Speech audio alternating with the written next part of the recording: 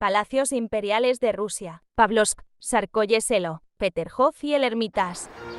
Pablo I, el hijo poco popular de Catalina la Grande, un militarista y ferviente admirador del rey Federico el Grande de Prusia. La emperatriz le construyó el Palacio Pavlovsk, pero su política le disgustaba, así que envió a su hijo y heredero junto con su esposa alemana a un gran viaje por Europa. Las impresiones que la pareja trajo de vuelta están reflejadas en la decoración de su residencia de verano. Accesorios modernos y caros de los estudios de París, fabricados especialmente para la futura pareja imperial. El palacio está lleno de regalos encantadores de las casas reales de Europa. Pero la arquitectura se caracteriza por el estilo preferido de Catalina.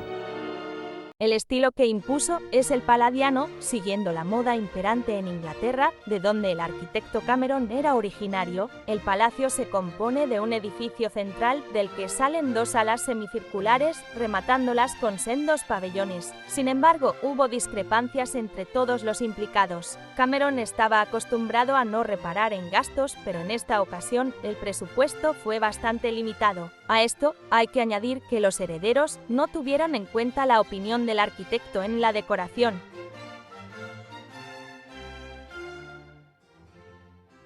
Estas habitaciones fueron diseñadas por Vincenzo Verena, un italiano.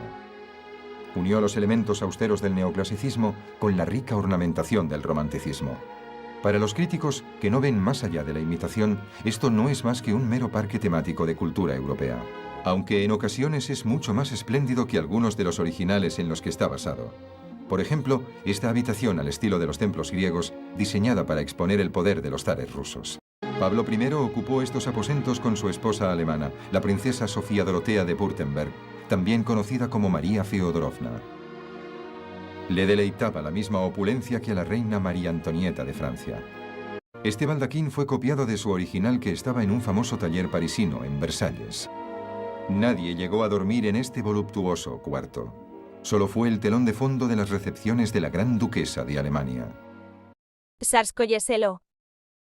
En este pequeño centro, que en un origen se llamaba Villa de los Zares, dos emperatrices, Isabel Petrovna y Catalina II, mandaron construir cada una de ellas su propia residencia de campo, valiéndose para ello de la obra de los arquitectos italianos, que competían siempre en la invención de nuevas maravillas arquitectónicas.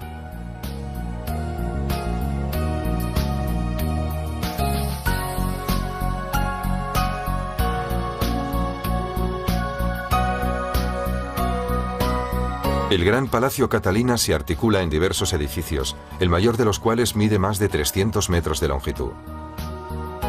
La emperatriz Catalina II, de origen alemán, fue una figura muy ambigua y compleja. Por un lado, apoyó a la nobleza acentuando la esclavitud del pueblo. Por otro, se ocupó personalmente de la instrucción elemental y llegó a escribir libros de texto y a fundar institutos, como el Smolny, para la educación de las jóvenes, si bien solo para las de familia noble.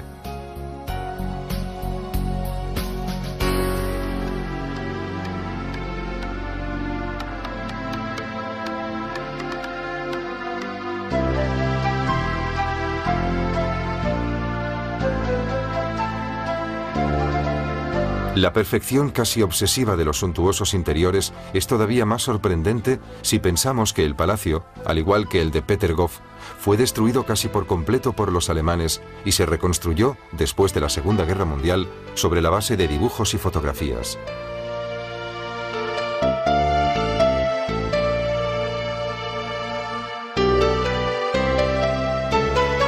La sala de recepciones en especial fue reconstruida meticulosamente.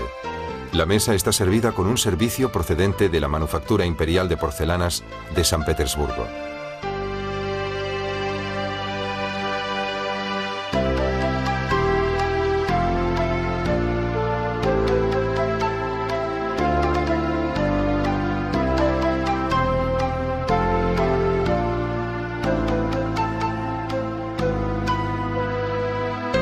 En la reconstrucción del paseo prevaleció la nueva concepción del parque a la inglesa que había seducido a la emperatriz.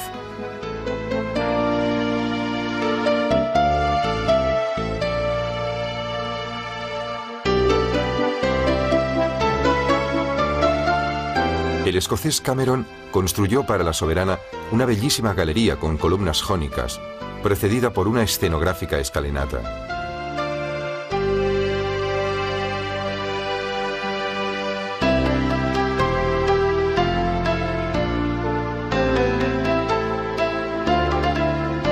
La dimensión continental, o mejor, imperial de San Petersburgo, expresa una ilimitada voluntad de potencia.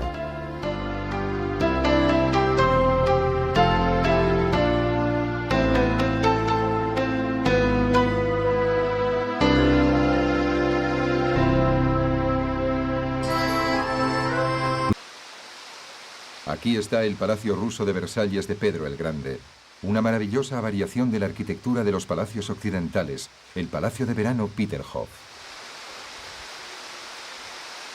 Pedro estaba convencido de que Rusia debía ser el hogar de las mejores joyas de la arquitectura europea, y no solo Rusia, sino San Petersburgo. Desde un principio, la gente también había visto estas joyas como representantes del espíritu de su procreador ruso. Tienen una identidad inconfundible.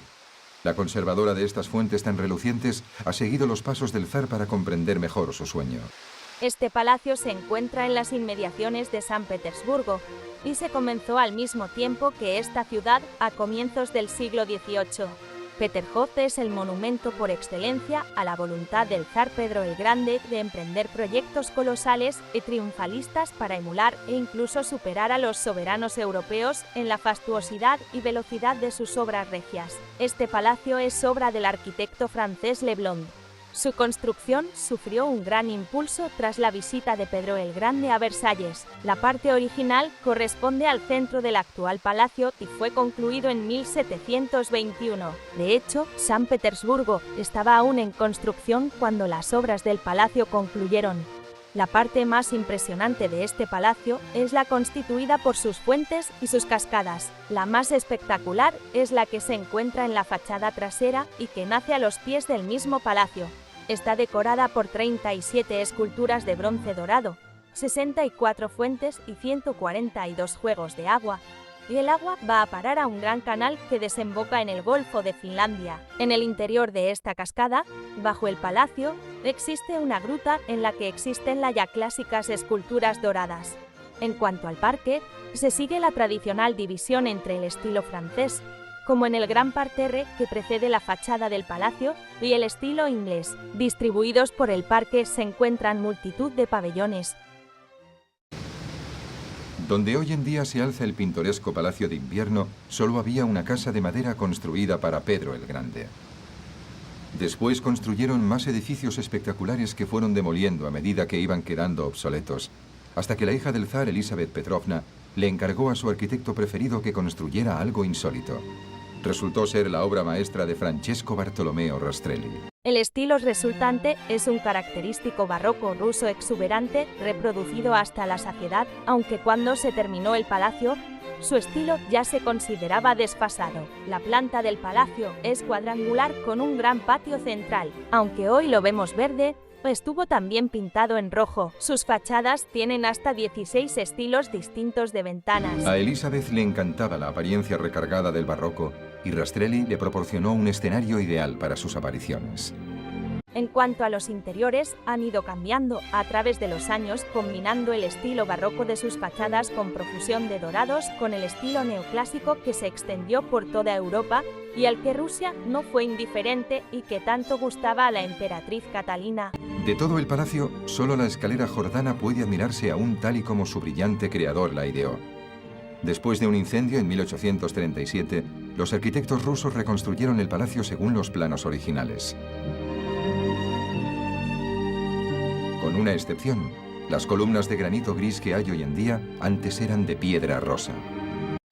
También llamada escalera de embajadores, era el principal acceso a la planta noble. Desde esta ceremonial escalera, el zar, la familia imperial y la corte descendían para la ceremonia de bendición de las aguas en el río Neva en el día de la Epifanía, en recuerdo del bautizo de Jesús en el río Jordán. La zarina Elizabeth Petrovna fue la fundadora de la Academia de las Artes de San Petersburgo, que aún existe hoy en día. Catalina la Grande, la princesa alemana en el trono de los zares, quería convertir la ciudad en un monumento conmemorativo, también de ella misma, Quería seguir con el trabajo de Pedro el Grande y volver a llenarlo de vida. Catalina quería abrir una ventana a Europa para siempre, y en este tema era más rusa que los rusos, o al menos eso es lo que se decía.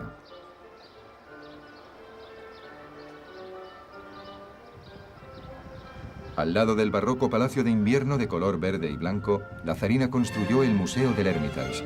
Prefería las líneas limpias y clásicas.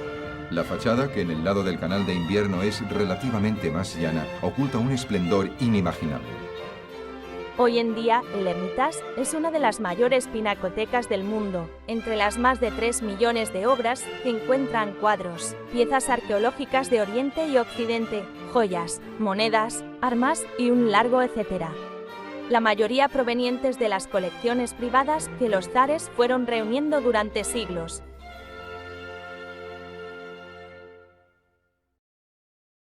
Los representantes de la zarina peinaron toda Europa en busca de las obras de arte más bonitas y valiosas que había.